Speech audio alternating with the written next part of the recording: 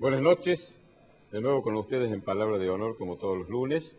Hoy vamos a tener la entrevista que hemos grabado al presidente de Shell Argentina, el ingeniero Juan José Aranguren. Realmente un hombre interesante, creo que vale la pena que la escuchen. Es relativamente breve porque no pudimos coordinar fácilmente los tiempos, pero el resto del programa va a ser con el formato habitual. ¿Dónde la grabamos, Prudencio? La grabamos, sí, y un agradecimiento especial en la Bolsa de Comercio de Córdoba. Bueno, y yo voy a hacer un comentario sobre un comentario que hizo el presidente de la Fundación Mediterránea en un almuerzo que nos invitó el viernes pasado, hablando de un trabajo muy interesante que han hecho ellos, y bueno, de paso que sea este comentario mío un homenaje a los dos fundadores de la Fundación, que son Fulvio Pagani y Piero Astori, que ya no están con nosotros, pero sí está su obra. Y eso es lo maravilloso de los fundadores. Los fundadores persisten en el tiempo, Prudencio, y persisten en la muerte. Cuando saben dejar la institución en otras manos e institucionalizar lo que han hecho. Vos lo has dicho varias veces y creo que es muy acertado.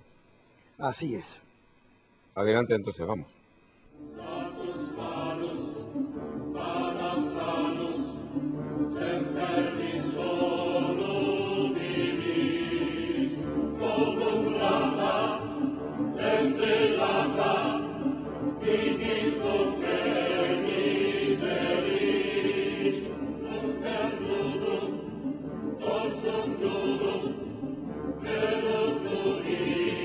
Morecia Allende y Ibáñez Padilla, Administración de Propiedades y Consorcios, Claridad y Confiabilidad.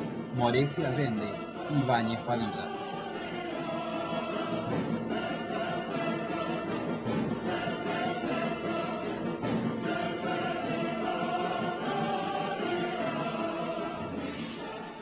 Me han oído hablar en varias oportunidades del uso indebido de los recursos públicos por parte de los gobernantes.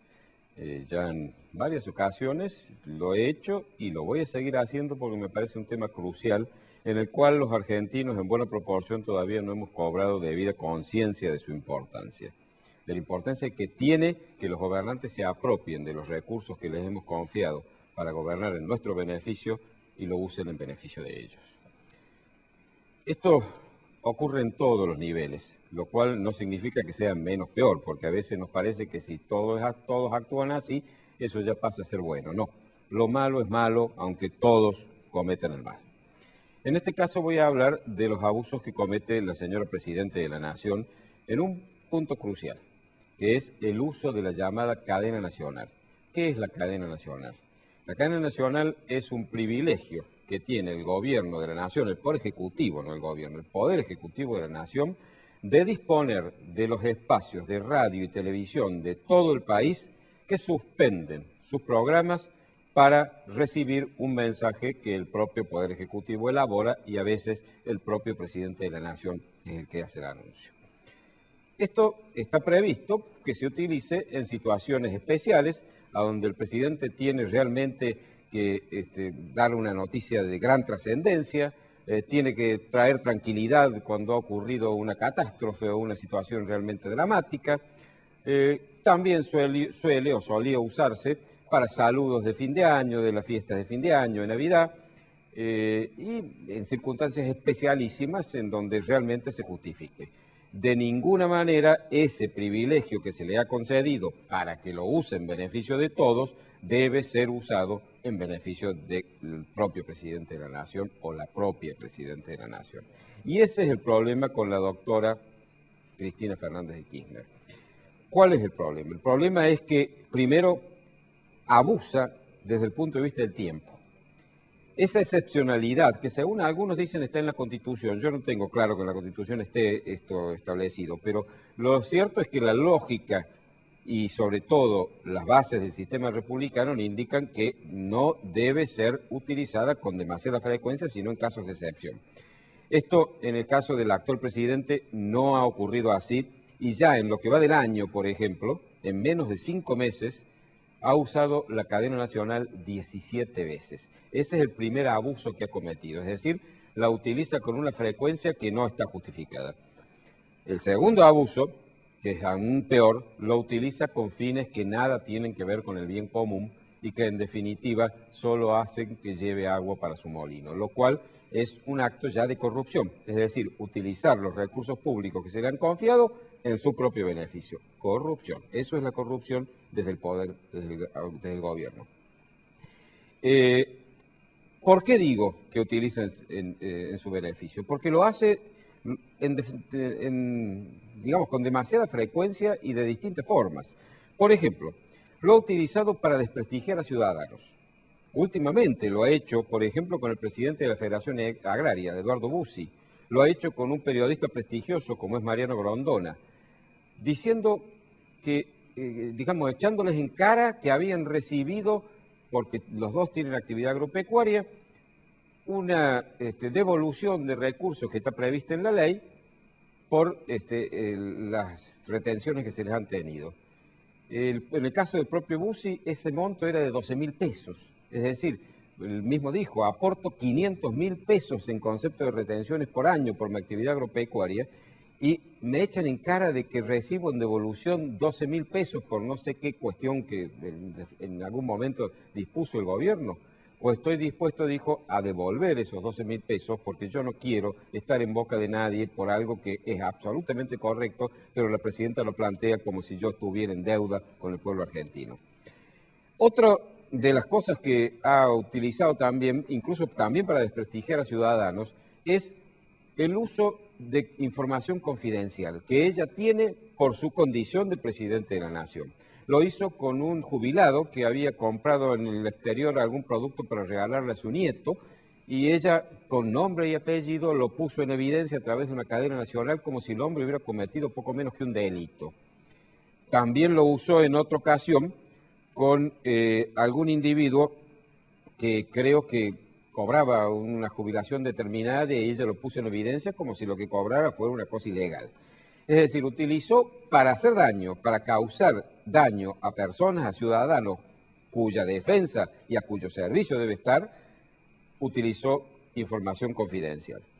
Otra cosa es haber mentido descaradamente. Por ejemplo, nos ha dicho que en el último año, en los últimos 12 meses, los depósitos del Banco Central han subido un 8,5%. Claro, se le olvidó decir que el Banco Central aumentó esos depósitos porque sale al mercado a tomar deuda al 27% anual. Es decir, en un país serio sería un interés usurario, acá no por la inflación. Es decir, que en definitiva, ese aumento de los depósitos ha sido una ficción porque ha sido más endeudamiento, es lógico. Yo saco una deuda enorme del banco, la guardo en mi casa y tengo más plata, pero sin embargo lo estoy debiendo, endeudado. Y si no la uso con buenos fines, pagar esa deuda me va a resultar difícil y posiblemente voy a entrar en default como está hoy la Argentina gobernada por la señora de Kirchner. Además, en algunos casos parece que nos toma por tontos. También en los últimos días lo ha retado al secretario general de una central obrera que es muy afín al gobierno, pero que está exigiendo que en las paritarias haya acuerdos que les permita por lo menos compensar la inflación. Lo ha retado severamente diciéndole en qué país vive. ¿No saben que en España los sueldos han aumentado un 1,5%?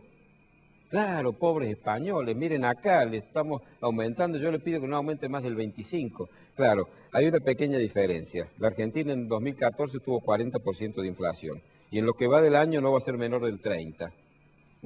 O sea que, claro, España, por otro lado, ha tenido una inflación del 1% en el 2014 y el 2015 se supone con mucho fundamento de que va a haber una deflación del 1%, es decir, menos 1% va a ser la inflación. Entonces, que en España el aumento sea del 1,5% significa que hay un aumento real del salario, el poder adquisitivo del salario aumenta, acá disminuye, porque se les pone un tope del 25% y la inflación ha sido el 40%. Entonces, realmente, señora, nos toma de tonto, quiere que creamos esa fantasía que usted dice, que la inflación se debe a la codicia de los comerciantes, de los formadores de precios. Señora, los comerciantes cuando el país no tenía inflación no aumentaban los precios. Entonces, ¿que se vuelven malos? ¿Por qué viene la inflación, señora? Porque usted gasta más, de lo que entra, porque el gasto público está desbocado y para financiarlo hace imprimir moneda sin respaldo. Entonces la moneda se deprecia, porque es un cálculo muy simple.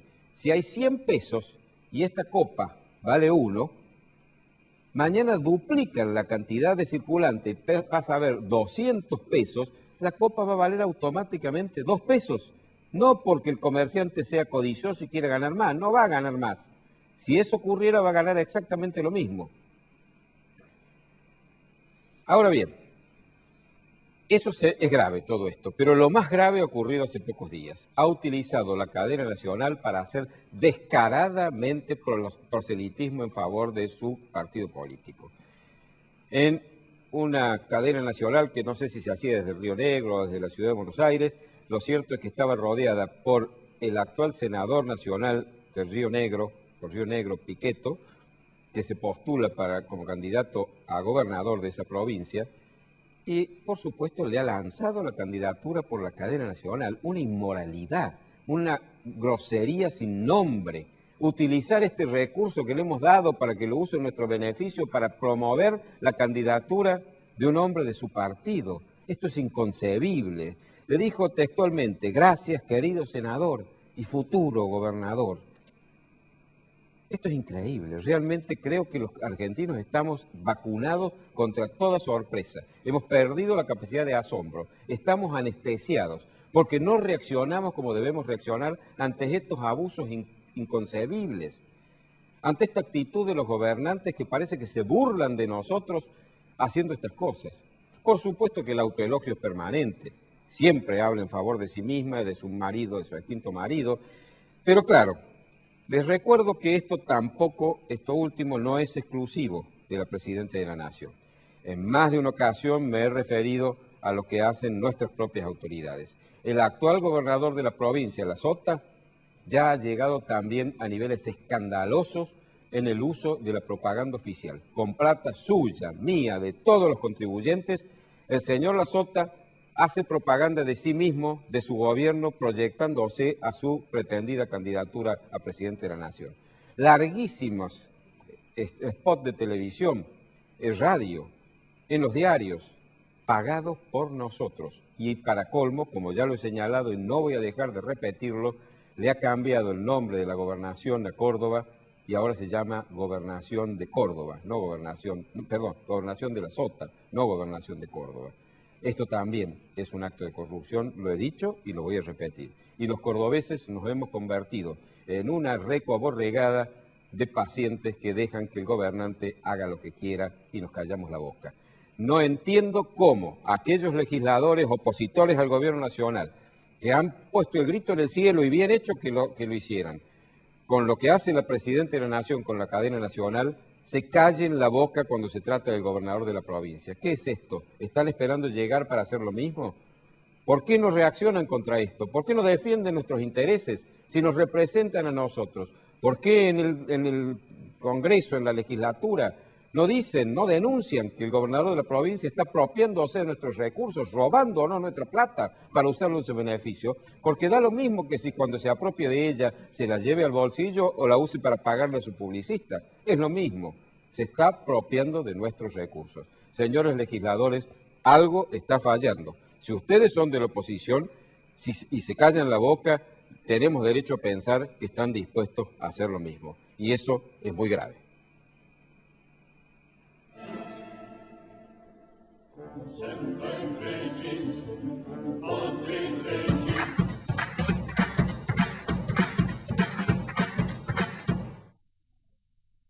Morecia Allende y Ibáñez Padilla, Administración de Propiedades y Consorcios, Claridad y Confiabilidad. Morecia Allende y Ibáñez Padilla. Maluf y Asociados, Desarrollos Inmobiliarios Integrales, 40 años, desarrollando emprendimientos de calidad. Obispo Salguero, 775, Planta Baja, Nueva Córdoba. Teléfono 0351 460 2381. Centro Tomografía Computada Córdoba Sociedad Anónima. Instituto Ulton, líder en diagnóstico por imágenes. Primer instituto de cirugía ambulatoria mínimamente invasiva del interior del país. Avenida Vélez Arfiel 562, Córdoba, Argentina. Teléfono 0351 426 7700.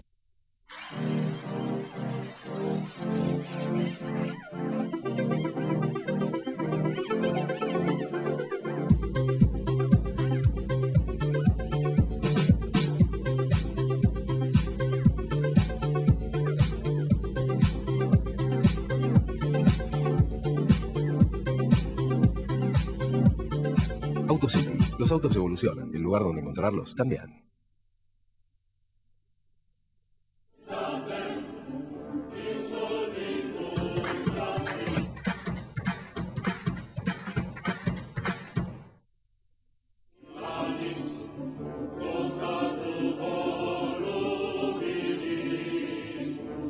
Estamos en la Bolsa de Comercio de Córdoba para entrevistar al ingeniero Juan José Aranguren, presidente de Shell Argentina, que ha anunciado ya su inminente incorporación a la actividad política. Ingeniero, muchas gracias por estar con nosotros. Muchas gracias a usted. Le quería aclarar, lo único que he anunciado es el retiro de Shell el 30 de junio y que en la medida de lo posible poder colaborar en lo que significa una futura administración es un objetivo que creo que cualquier ciudadano bien preciado merece hacerlo, así que ojalá que eso ocurra, ¿no? Ingeniero Juan José Aranguren, yo quiero que usted, antes de contestar mi pregunta, explique a la gente qué significa eso en la Argentina. ¿En qué lugar está ubicada la empresa ESO en el concierto de la empresa Shell? Perdón, la empresa Shell. Discúlpeme. No hay problema. Discúlpeme. La empresa ESO se fue del país en el 2012, pero no importa. Sí. Hoy nosotros somos en Shell, en el sector de combustibles, estamos ocupando ya casi en forma histórica la segunda posición. Obviamente la empresa más importante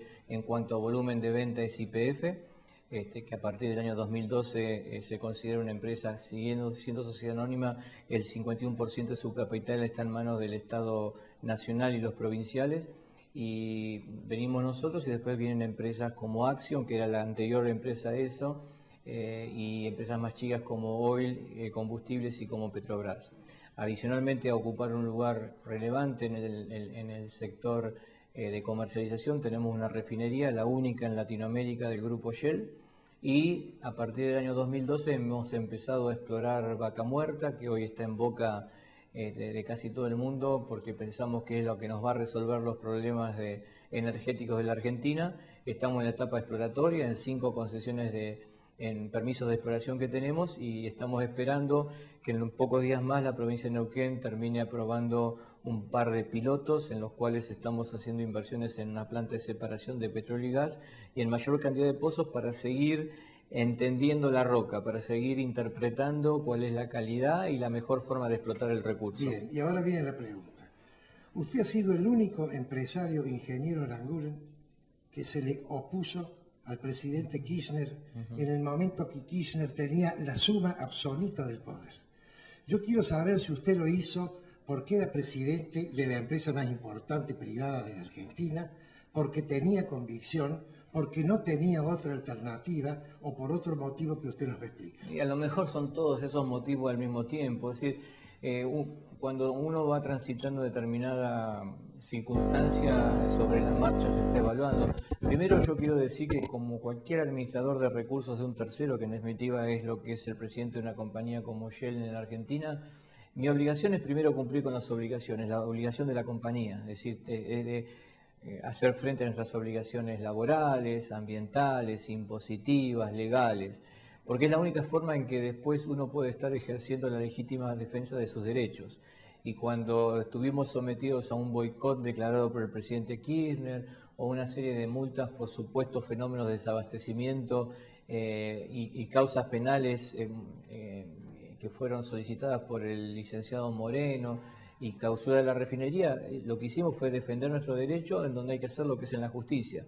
Y la justicia ha fallado a favor, o sea, no hemos tenido que pagar ninguna multa y las causas penales he sido sobreseído y por lo tanto eso indica de que estamos operando en forma pegada a derecho y por lo tanto cumplimos nuestro rol, que es operar en un país conforme a principios de negocios y reglas de juego que están implícitas en el marco regulatorio vigente. O sea, Yo tengo que decir que en ese momento entonces el equivocado era el presidente Kirchner, el equivocado era el licenciado Moreno y aquellos que pretendían de alguna manera ejercer una presión sobre la compañía que no era la correcta, ¿no?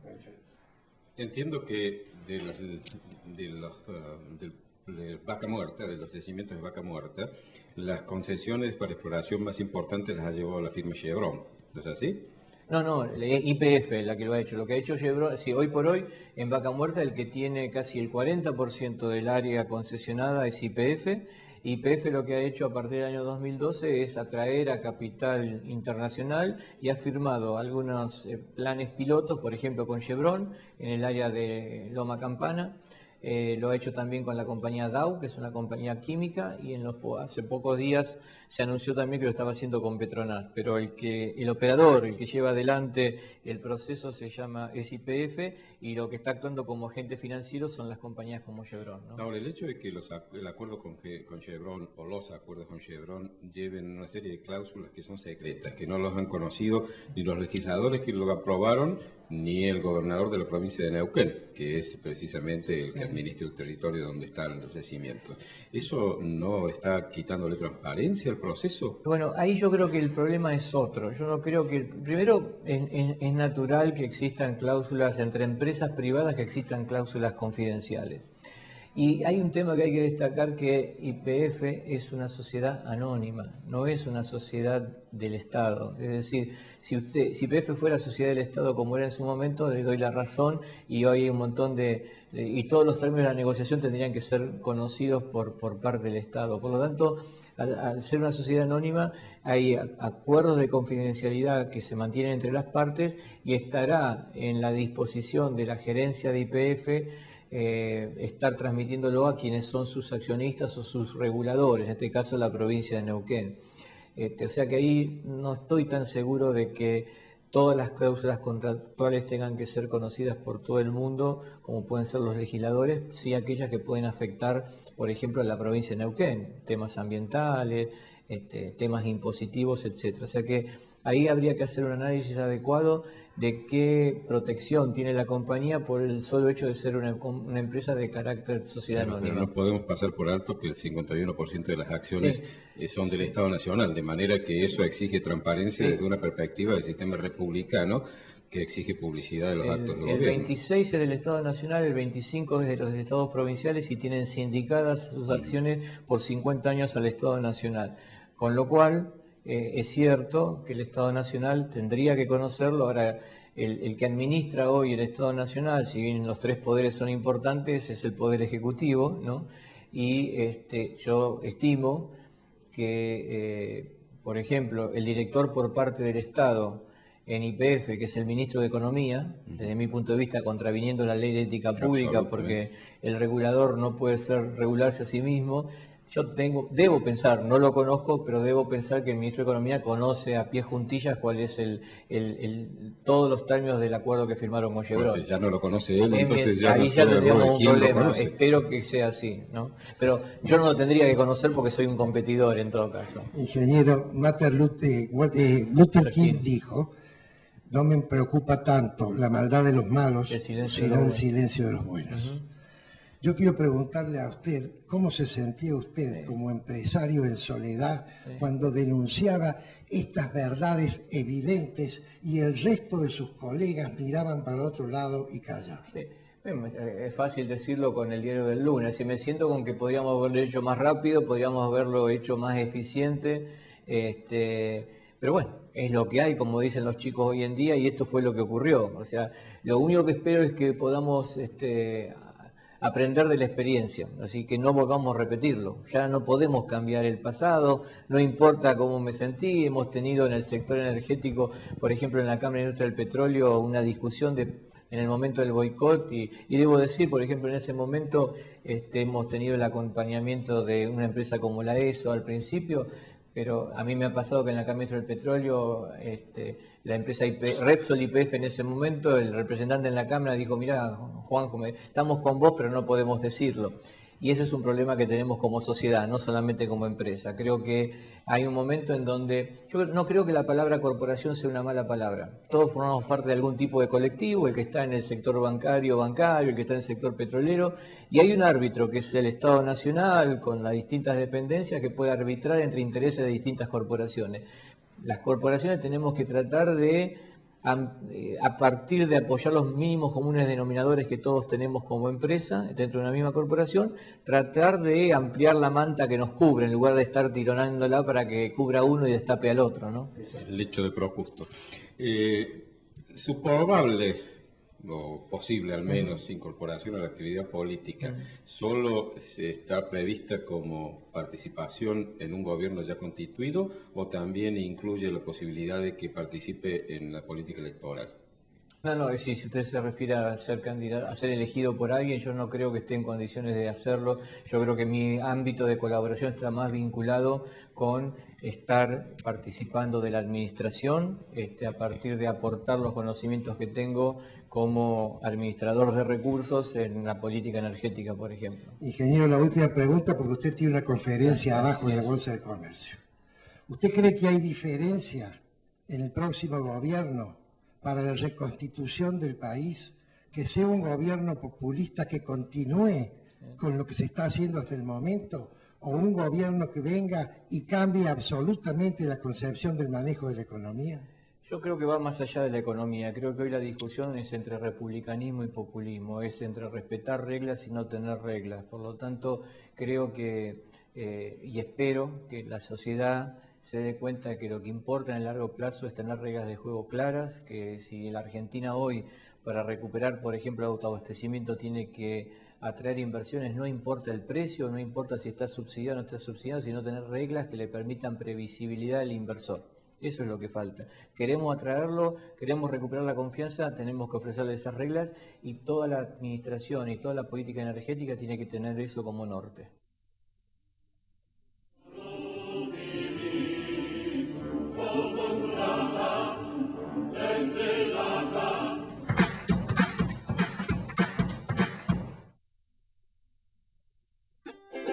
Ahora comprar tu auto es una experiencia única. Llegó AutoCity, un nuevo espacio con 0 kilómetros, usados, pista de prueba y área de servicios. AutoCity, los autos evolucionan. El lugar donde encontrarlos también. Morecia Allende y Ibáñez Padilla, Administración de Propiedades y Consorcios. Claridad y confiabilidad. Morecia Allende y Ibáñez Padilla. Centro Tomografía Computada Córdoba Sociedad Anónima. Instituto Ulton, líder en diagnóstico por imágenes. Primer instituto de cirugía ambulatoria mínimamente invasiva del interior del país. Avenida Vélez Arfiel 562, Córdoba, Argentina. Teléfono 0351 426 7700.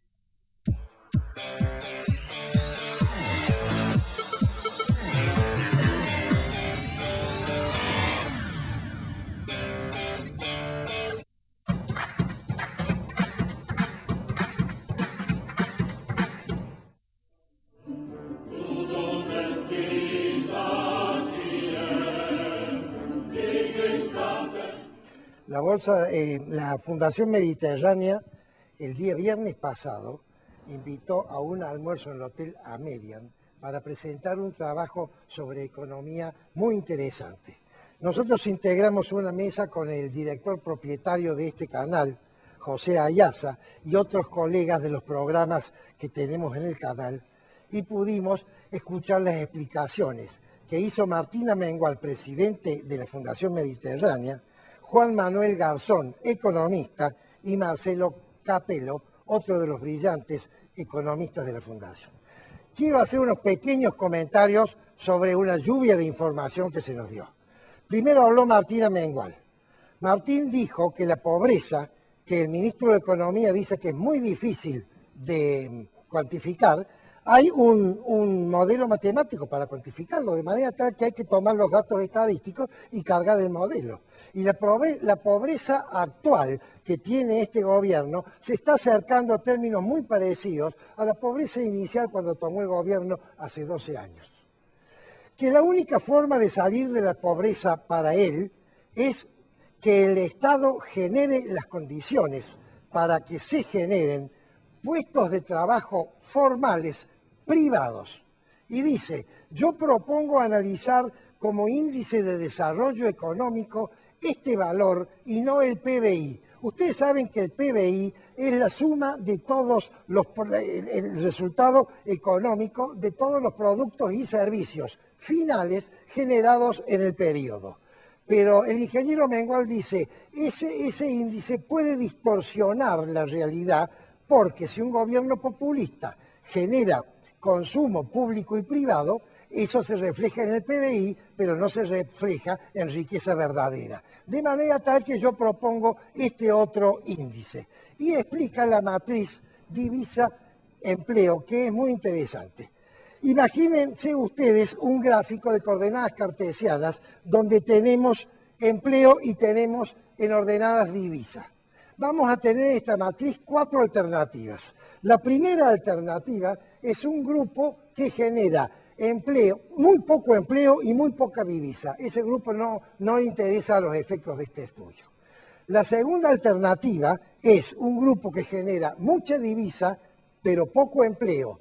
Es la que está ubicado al lado de esta en la matriz divisa-empleo. En estos países productores de materias primas son los productos primarios. El caso típico son los alimentos. Otro caso muy conocido es la minería. La minería sustentable, habla el estudio, porque si no es sustentable no debe hacerse. Y el tercer caso es el petróleo. Generan las grandes divisas argentinas y muy poco empleo. Vamos al tercer caso en la matriz. Esta vez es alto empleo pero poco divisa. Está ubicado en el cuadrante superior izquierdo. ¿Cuáles son el trabajo clásico, típico? La construcción. Son todas actividades del mercado interno. La construcción, los servicios, el comercio son grandes generadores de empleos, pero de muy pocas divisas. Esos dos, los que generan muchos empleos y los que generan muchas divisas, ya los tenemos. Lo único que tiene que hacer el Estado para lograr su desarrollo es no entorpecer con cambios de dirección permanente como ha hecho este gobierno en 12 años. Y entonces el ingeniero Amengual dice, tenemos que hacer énfasis en la cuarta zona de esta matriz de empleo divisa, que son aquellos empleos que generan, aquellas actividades, que generan muchos empleos y muchas divisas. ¿Qué es lo que tenemos que desarrollar? Vuelvo a insistir, el Estado debe generar las condiciones para que los privados lo desarrollen. ¿Cuáles son estos? Ya que tenemos el gran potencial de los alimentos, en este caso entonces son los alimentos con valor agregado. Darle a los alimentos un valor y no vender la materia prima alimento, sino que venderla ya con una incorporación de valor. Voy a poner un ejemplo que viene de mucho antes, ¿no?, de esta idea, que es la empresa Arcor. Voy a poner ejemplos de empresas cordobesas, que es la empresa Arcor que se convirtió en multinacional, una empresa que se dedicó a fabricar caramelos, galletitas y chocolatines. Usando estos criterios de eficiencia, llegó a ser en este momento la empresa más importante del mundo en este rubro. Vayan ustedes a Arroyito y se van a dar cuenta cómo Arcor, el beneficio de Arcor y el progreso de Arcor ha redundado en toda la comunidad. Vamos a otro ejemplo de estas empresas de mucho que generan divisas y generan fuentes de trabajo.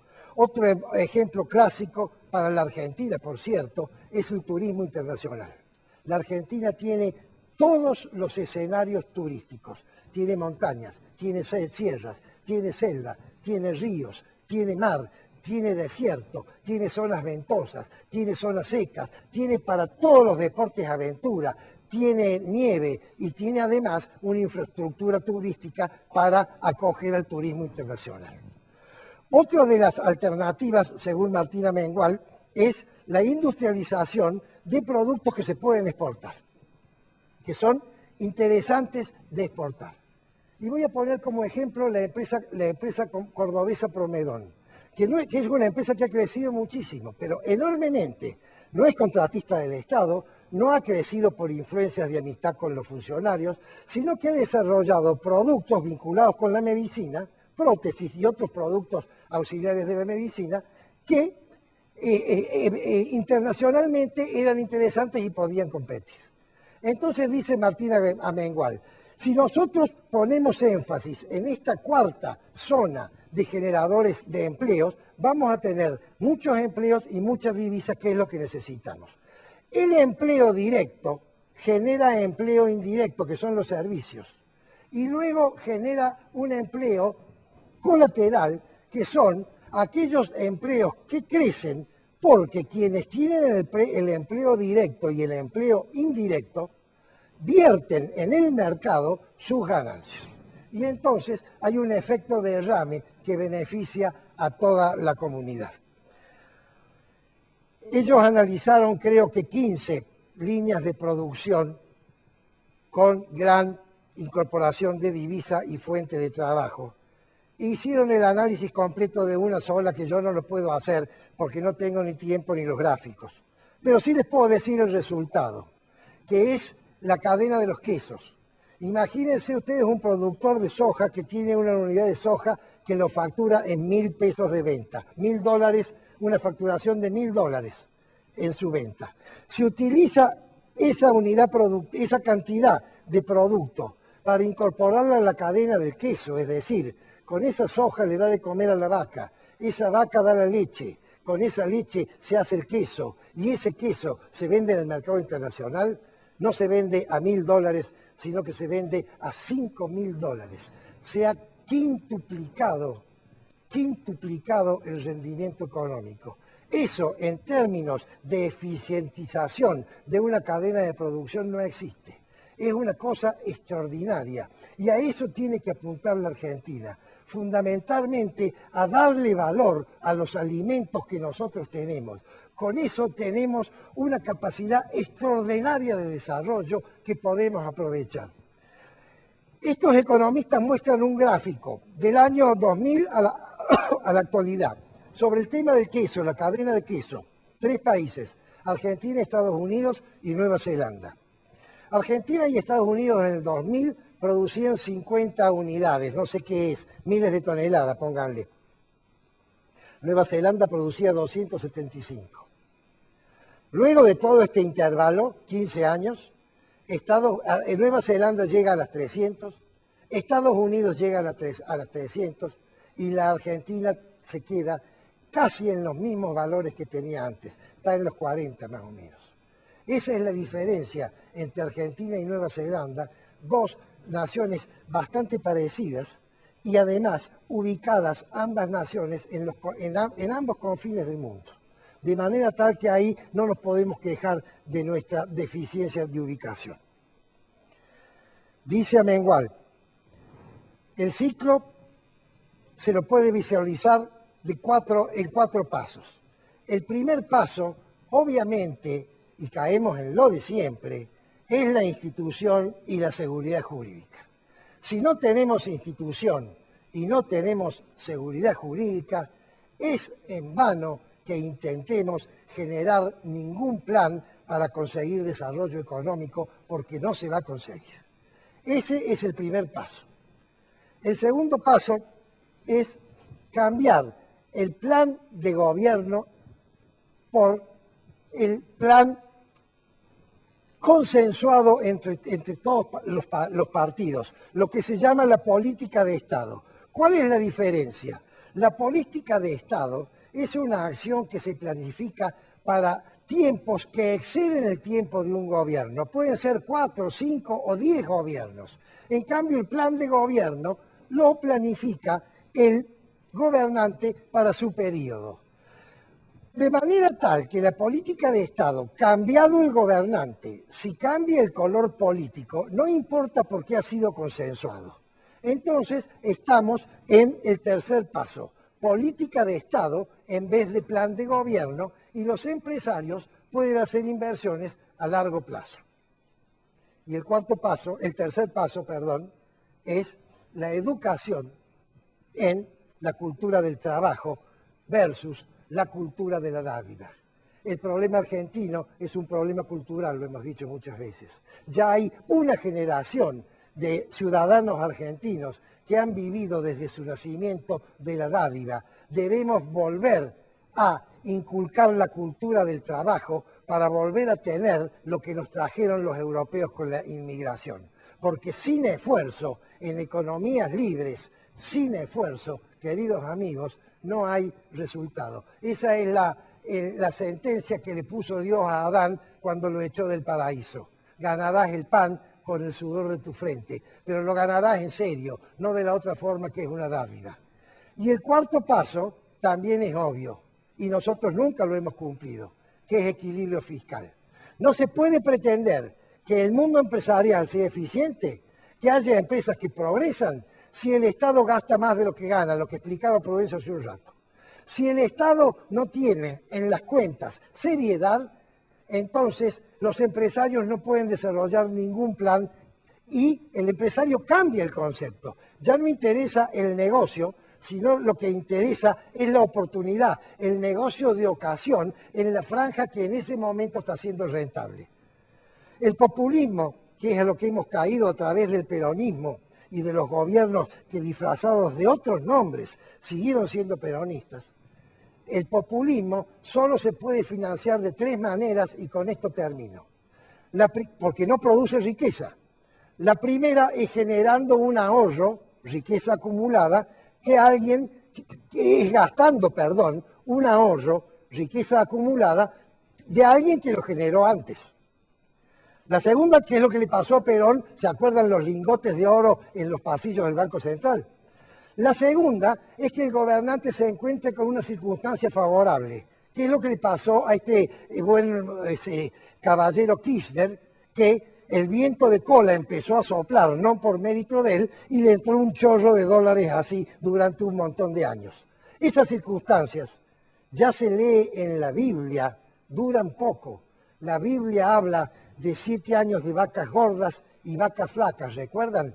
Cuando hay anomalías en la situación económica, esa anomalía tiende a equilibrarse, porque los otros países buscan otras alternativas o porque hay más gente que entra en esta alternativa que es más beneficiosa. Y la tercera forma de beneficiar el populismo es la forma que utilizó Cristina, que ya no tuvo la suerte de Menem. A Cristina se le acabó el viento de cola a la mitad del partido. Entonces, ¿qué hizo? Deformó, distorsionó, mintió, cambió la economía. ¿Para qué? Para poder, utilizando ardides, engañifas, mentiras, riquezas inexistentes, el ejemplo de Prudencio, de un crédito tomado carísimo que luego es contabilizado como un activo del Banco Central, para seguir pagando la fiesta populista que se basa en la dádiva, porque como el populismo no genera nada, necesita tener dádiva para repartir, y cuando se acaba la dádiva genera estas distorsiones. Este fue el interesante estudio de la Fundación Mediterránea, que por supuesto va a ser publicado y va a ser analizado por todos los economistas y por la prensa, que yo he tenido la posibilidad de participar por la gentileza que tuvo la Fundación en invitarnos a Prudencio y a mí como integrantes del programa Palabra de Honor. Es Palabra de Honor.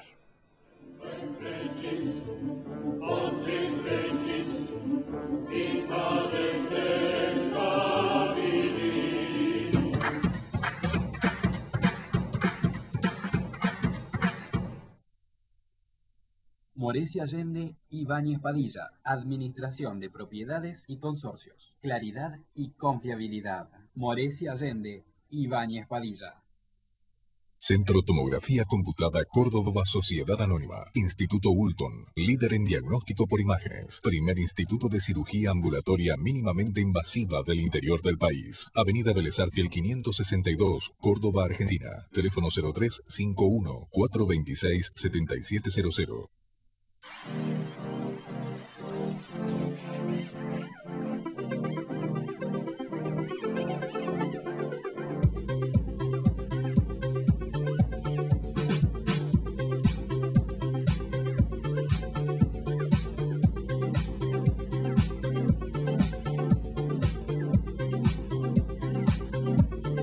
AutoCity. Los autos evolucionan. El lugar donde encontrarlos también. Maluf y Asociados, Desarrollos Inmobiliarios Integrales, 40 años, desarrollando emprendimientos de calidad. Obispo Salguero 775, Planta Baja, Nueva Córdoba. Teléfono 0351 460 2381.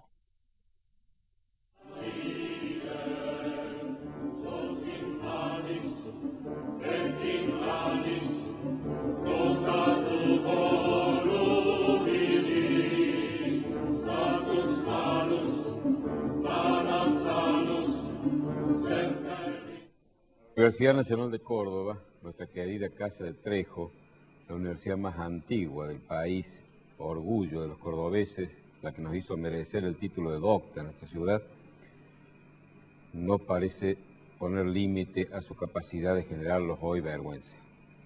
Hace pocos días fue de nuevo escenario en el Consejo Superior de un episodio verdaderamente lamentable. Hubo de suspenderse una conferencia del doctor Mulet, José Mulet, profesor de la Universidad de Valencia y un hombre sumamente acreditado a escala internacional, autor de un libro que se llama Comer sin miedo, tuvo que ser suspendida porque tuvo amenazas, incluidas amenazas de muerte.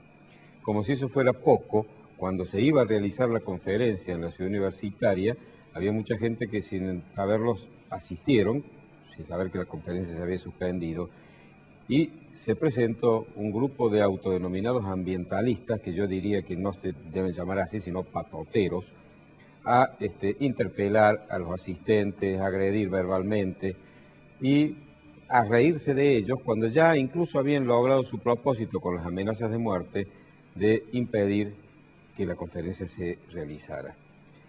El doctor Mulet, como les digo, es autor de un libro que se llama Comer sin miedo. Y en ese libro explica con fundamentos científicos muy sólidos, cómo esta especie de demonización que se pretende hacer de los procesos científicos que se aplican a la producción agropecuaria son absolutamente infundados. Es decir, no resisten el menor análisis científico. Esto de creer que los agroquímicos son una especie de producto de la maldad y la perversidad de los productores agropecuarios que quieren envenenar a la gente, sin darse cuenta de que tienen un costo para ellos y que ellos preferirían no tener que usarlos, son los que permiten precisamente que la producción agropecuaria hoy dé de comer al mundo entero, o por lo menos produzca cantidades suficientes para hacerlo. Ya en la distribución es otra cosa, porque hay países donde los tiranos no permiten que eso ocurra, y que además a la Argentina le ha permitido subsistir durante estos años, porque es bueno que les recuerde, y lo digamos a menudo para que no lo olvidemos, que la Argentina en los últimos 10 años está viviendo del campo. Sería imposible que esto ocurriera y que pudiéramos satisfacer la demanda de los países que piden commodities que nosotros producimos si no tuviéramos, gracias a la ciencia, la posibilidad de aplicar aquellos avances tecnológicos que permiten incluso cultivar en lugares donde antes era impensado, con producciones de rendimiento realmente impensado también años atrás, aplicando estos agroquímicos que hay gente que se empeña en querer mostrarlo como una especie de veneno con que alguien perverso quiere dañar a la gente. El año pasado lo tuvimos de visita al decano de la Facultad de Ciencias Agropecuarias de la Universidad de Córdoba, el doctor Conrero. El doctor Conrero había sido víctima de una violencia física cuando un grupo de estos pseudoambientalistas invadió una reunión del Consejo Superior a los gritos, amenazas, insultos e incluso agresiones físicas que llegaron hasta que le tiraran glifosato a la cara al doctor Conrero. Porque como ellos consideran que el glifosato es un veneno, evidentemente era una especie de intento de homicidio. Está bien, el glifosato no mata, salvo, supongo, en dosis enormes, como cualquier sustancia, cualquier medicamento, si usted lo toma en una dosis desproporcionada, le va a causar daño y quizás la muerte. Pues ellos que creen que no es así, que simplemente el glifosato mata, le tiraron glifosato. Es decir, verdaderos homicidas. Ellos dicen defender el ambiente, pero yo me pregunto, ¿cómo defienden el ambiente? ¿La defensa del ambiente debe hacerse a través de estos atropellos? Yo creo que la defensa del ambiente debe hacerse a través de procedimientos científicos. Y el procedimiento científico exige rigurosidad, exige tecnología, exige hacerse bajo determinados supuestos que den credibilidad a los resultados. Hace pocos días, no, hace poco tiempo, digamos, un grupo de profesionales vinculados a la Facultad de Medicina de la Universidad Nacional hizo un estudio en Monte Maíz donde supuestamente hay una mayor incidencia que en otros lugares de la provincia de determinadas enfermedades. Y ellos, como conclusión de este estudio, llegan a afirmar que esto se debe al uso de agroquímicos en las cercanías de Monte Maíz, que es una zona, está dentro de una zona agropecuaria de mucha producción. La propia Facultad de Medicina ha descalificado este estudio y ha dicho que no se ha hecho con el rigor científico que se exige.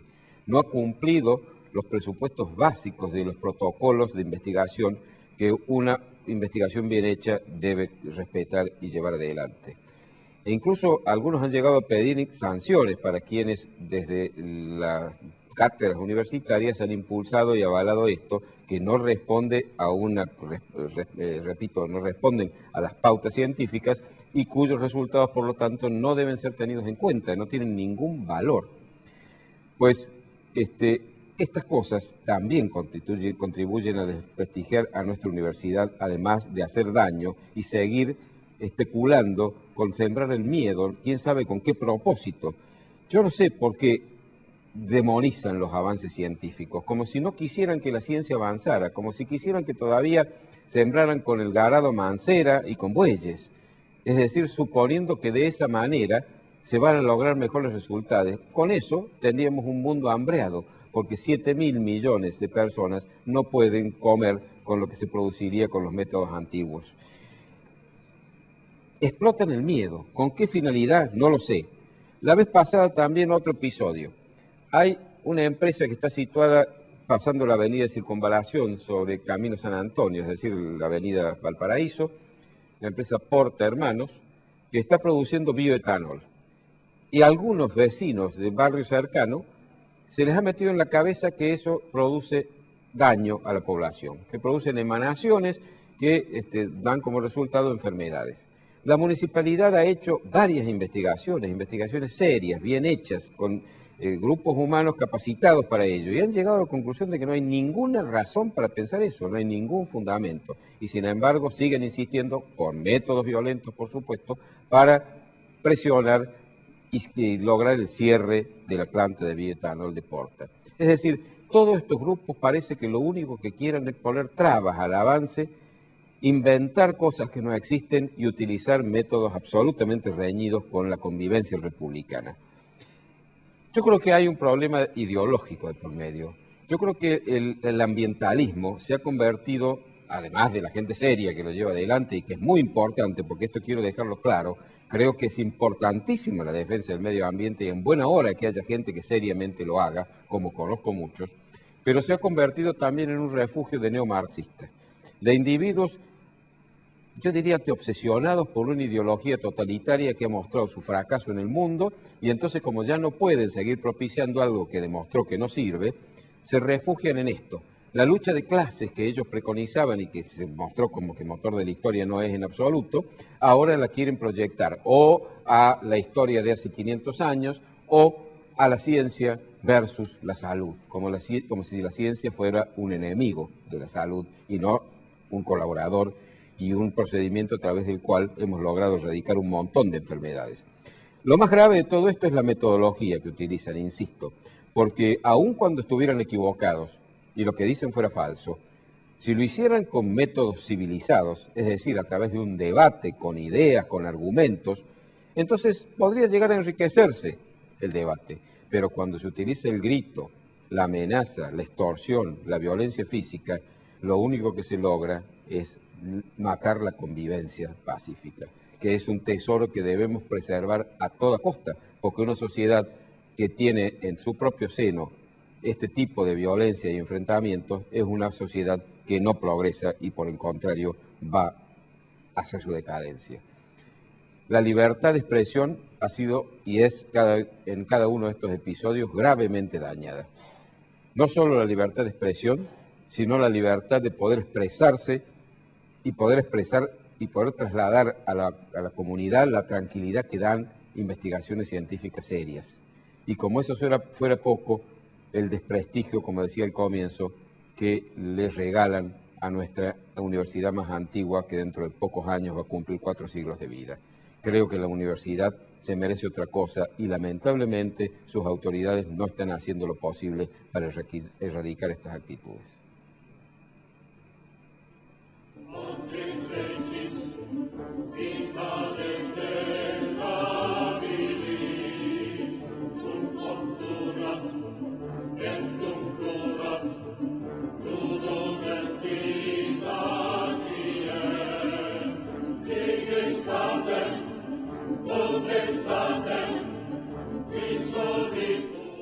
Un pequeño comentario sobre lo que ocurrió en la cancha de Boca, Prudencio. Hay 2 explicaciones.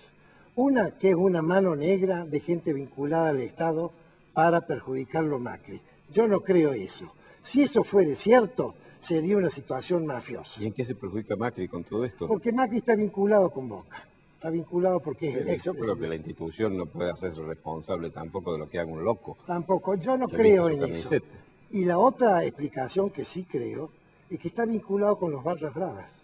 Acá hay una violencia institucionalizada en el fútbol que solo responde a que hay una autoridad que no erradica a quien la genera. Yo diría que es una expresión también, un síntoma de la violencia que vive la sociedad argentina. Una sociedad violenta, en estas expresiones donde hay mucho fanatismo, donde hay mucha pasión, aflora fácilmente y se dan estos episodios lamentables. Una mente trastornada y perturbada tiene el campo propicio para hacer esto.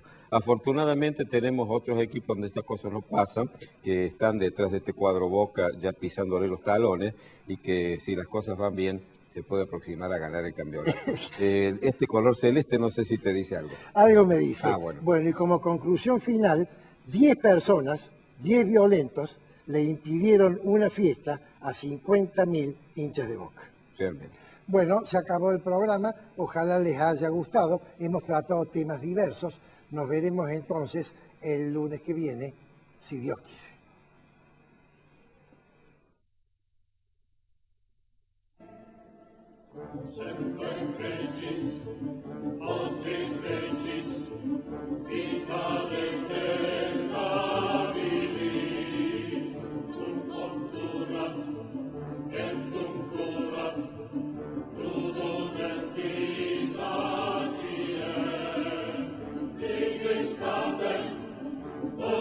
Morecia Allende y Ibáñez Padilla, Administración de Propiedades y Consorcios. Claridad y confiabilidad. Morecia Allende y Ibáñez Padilla.